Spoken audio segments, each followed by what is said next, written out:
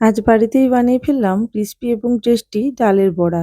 এই ডালের বড়া সাধারণত আমরা বাজার থেকে বা দোকান থেকে কিনে খাই। এই বড়া যদি বাড়িতে বানানো যায় হেলদিও বটে এবং খেতেও কিন্তু খুবই সুস্বাদু হয়। প্রথমেই পরিমাণ মতো খেসারি ডাল ভালো করে ধুয়ে নিয়ে 4 থেকে 5 ঘন্টা জলের মধ্যে ভিজিয়ে রাখবো।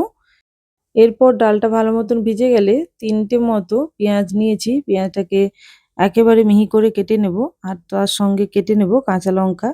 কাঁচা লঙ্কাটা যেরকম ঝাল খেতে চান সেই অনুযায়ী নিতে পারেন। আর এখানে আমি ওই ধরুন 1.5 কাপ মতো ডাল নিয়েছি।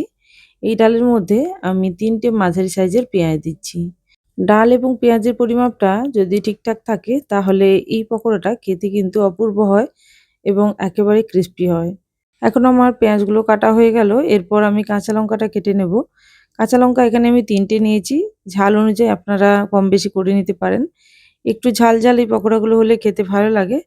তবে আমার যেহেতু এখানে আমার ছেলে খাবে তাই অল্প পরিমাণে দিলাম কাঁচা লঙ্কা। এবার সবকিছু কাটাকুটির কাজ হয়ে গেছে। এরপর আমি ডালটা বেটে নেব। ডালটা বাটার জন্য মিক্সিং জারের মধ্যে ডাল দিলাম জল ঝরিয়ে এবং অল্প পরিমাণে জল দেব।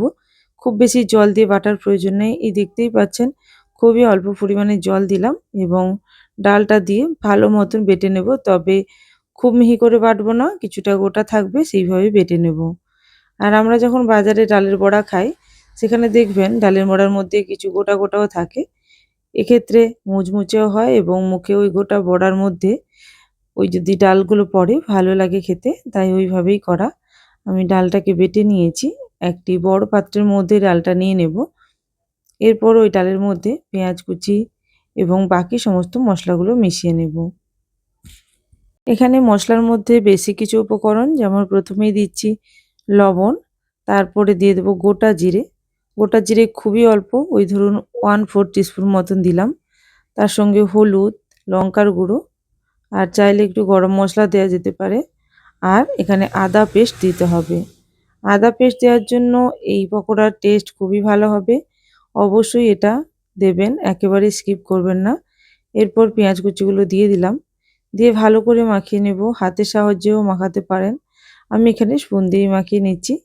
আর স্পুন দিয়ে মাখানোর পরে এই স্পুন দিয়েই আমি তেলের মধ্যে বড়াগুলো ছেড়ে দেব। তাহলে বড়াগুলো বেশ ভালো হবে। চাইলে আপনারা এখানে হাতের ব্যবহারও করতে পারেন। এদিকে আমার ডালের মিশ্রণটা রেডি। আর ওইদিকে আমি তেল বসিয়ে দিয়েছিলাম গরম করার জন্য। সাদা তেলে ভাজছি। আপনারা চাইলে সর্ষের তেলেও ভাজতে পারেন। এতে ভালো টেস্ট হয় সর্ষের তেলে ভাজলে। তবে দোকানের মতন যদি খেতে চান তাহলে কিন্তু অবশ্যই সাদা তেলে ভাজতে হবে। এরপর ওই সাদা তেলের মধ্যে অল্প অল্প করে আমি ডালের মিশ্রণটা দিয়ে দিচ্ছি। যেহেতু কিছুক্ষণ আগে আমি তেলটা বসিয়েছিলাম তাই তেলটা খুব বেশি গরম হয়ে গেছে। আপনারা অবশ্যই তেলে টেম্পারেচারটা ঠিকঠাক রেখে তারপরে দেবেন। একটু তেলটা কম টেম্পারেচারে থাকলেই ভালো হয়, প্রথম দিকে না হলে পুড়ে যেতে পারে। আমি এখন গ্যাস ওভেনটা বন্ধ করে দিয়েছিলাম। তারপরে আবারও অন করে দিয়েছি এবং পকোড়াগুলোকেও ভেজে নেব। পকোড়াগুলো ভাজার সময় এইভাবে ভালো মতন উলটপালট করে দিচ্ছি এবং গ্যাসের ফ্লেম একেবারেই কিন্তু স্লো রেখেছি এই সময়। যত স্লো ফ্লেমে এই পকোড়াগুলো ভাজা হবে পকোড়ার টেস্ট ততই ভালো হবে। আমার এখানে পকোড়াগুলো ভাজতে 2 ব্যাচে ভাজতে হয়েছিল। আপনারা চাইলে আরও বেশি পরিমাণে পকোড়া করার জন্য বেশি সময় নিয়ে ভেজে নিতে পারেন। তবে পকোড়াগুলো ভাজার সময় অবশ্যই কিন্তু গ্যাসের ফ্লেম স্লো রাখতে হবে। স্লো ফ্লেমে পকোড়া ভাজলে ভেতর থেকেও কাঁচা থাকবে না এবং বাইরে এবং ভেতরে উভয়ই ক্রিস্পি হবে। তা যাই হোক, প্রথম ব্যাচের পকোড়াগুলো ভাজা হয়ে গেল।